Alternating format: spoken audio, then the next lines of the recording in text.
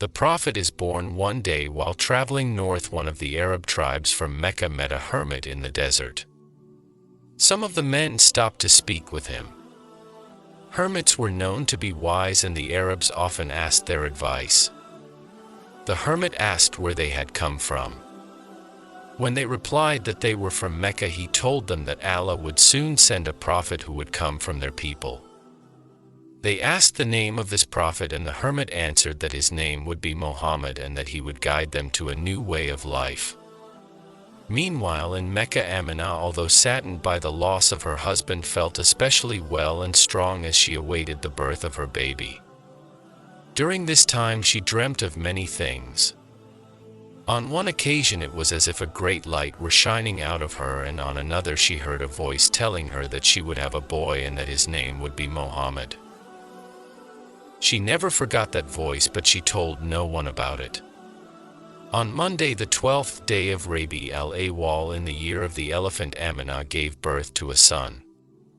Allah sends man many signs when one of his chosen prophets is born, and on the 12th day of Rabi al-Awwal in the year 570 AD many such signs were seen. Some were seen by Jewish scholars who had read in their scriptures of a coming prophet.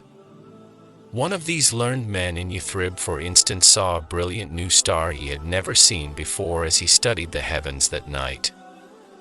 He called the people around him and, pointing the star out to them, told them a prophet must have been born.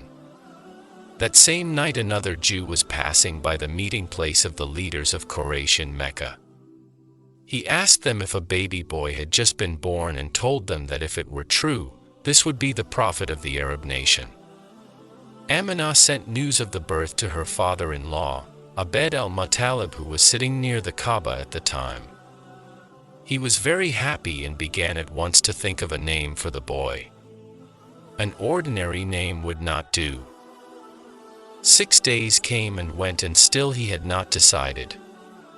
But on the 7th day, as he lay asleep near the Kaaba, Abd al-Muttalib dreamt that he should give the baby the unusual name of Muhammad, just as Amina herself had dreamt.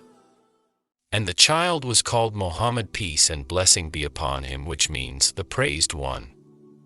When Abd al-Muttalib told the leaders of Quraysh what he had named his grandson, many of them asked, "Why did you not choose the sort of name that is used by our people?"